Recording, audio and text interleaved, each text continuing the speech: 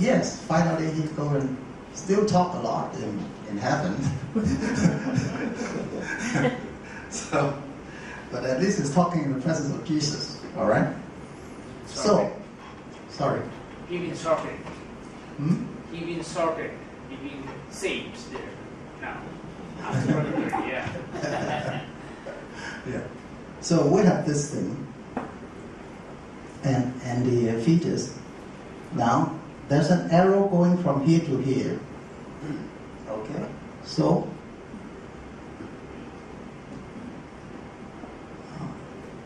let's take a careful look at this. We have this life form rebirthing into a different life form. That's one rebirth. Then it reborn in purgatory hell in a different life form. And then finally go to heaven, another different life form, at least different energy levels, right? So basically, I would maintain that Christianity actually believes in rebirth, even though they don't use the word rebirth. Yes, please. Well, I feel the Muslim also, I have the same belief, Mm-hmm. and then yes, it is a transform or rebirth, Mm-hmm. but it has a cycle of up to there. Yeah. So it probably semantics, right? So at least we now open up our mind a little bit now, right? So we open up our mind, and then we can continue open the mind and look at other religion. Now this is very important because this rebirth concept was actually taught by the original teaching of Jesus Christ, and the Christian sect called the Gnostic Christianity, and those are the opposite to the agnostics, remember? Okay, and I think they are going to make a big impact because reincarnation or rebirth was actually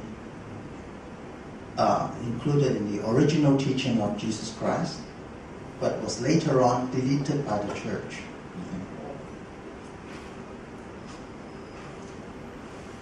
Now, the Buddhist view of rebirth is a lot more complicated. The Buddhists believe that little green, whatever you would like to call it, spirit, soul, self, will rebirth in 6 realms. 6 realms of existence. The human, after die, can be reborn into animal, or can go to hell, or go to heaven. In this case, is referred to as the deities. I think I can't see it from here.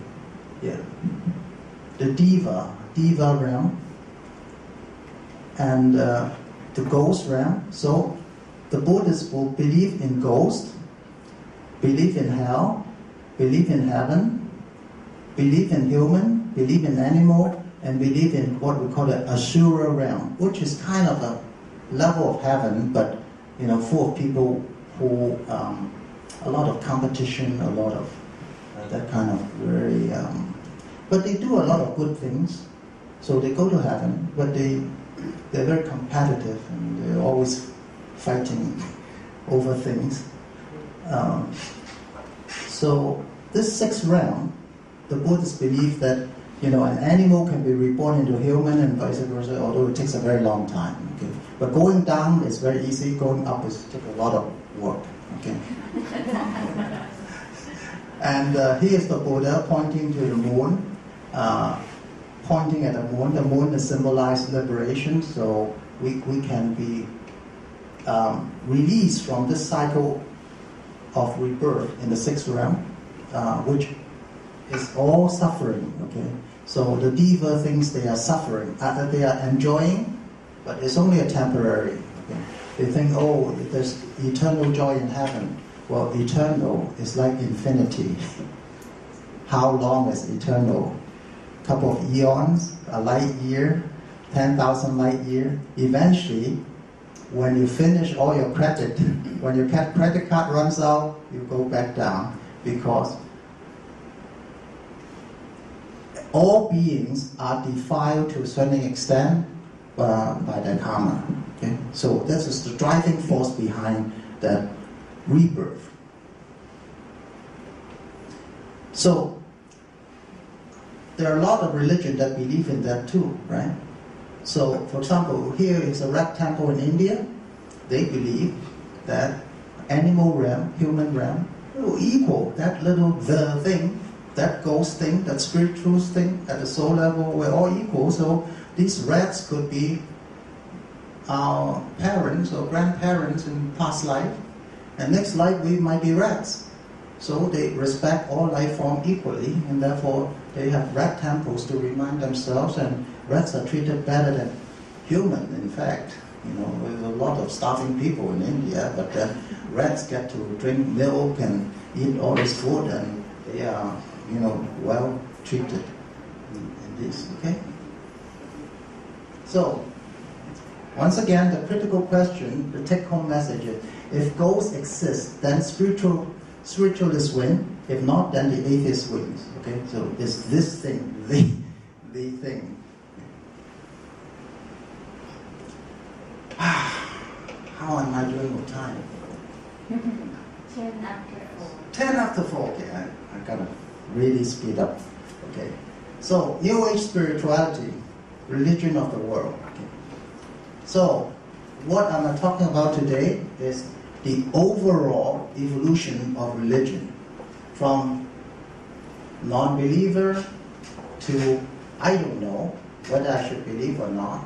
It's not the kind of God that I really like to believe in or worship, to spirituality. Okay? And what is spirituality? Well, the modernization of the old doctrines. Okay? What we talk about today is spirituality. Then, to change it into a combination of religion, science, philosophy, blah, blah, blah. Everything under the umbrella of metaphysics. And that's why I showed the definition of metaphysics right in the beginning. Because metaphysics will provide a platform, an equal platform for everyone. Whether you are an atheist, an agnostic, a theist, a traditional theist, a new age spiritualist, metaphysics will provide that equal platform to exchange, to learn together, to grow together, and discard all those previous dogma. Okay, that is why I'm doing this. And finally, what are we evolving towards is collective consciousness. Okay? So that collective consciousness, unfortunately, for those of you who weren't here at 2 p.m., I showed a video clip, a movie of what consciousness was all about, definition of consciousness, but don't despair. This is what my final and 4th lecture next month is about. Quantification of consciousness. Okay? So this is what I see as the path of evolution of our spirituality. So from this thing, we evolve this, rebirth, whatever. And finally, this is Avatar. Okay? Avatar, you've seen the movie. This is a conceptualization, a Hollywood explanation of imagery of what Gaia is. James Lovelock, he is the most well-known environmentalist, scientist, and I really should show you, even though you can leave if you have to, but I really want to introduce the Gaia theory to you today, okay? Because this is where it really illustrates what New Age spiritualism is all about, how it goes all this into metaphysics and even into some collective consciousness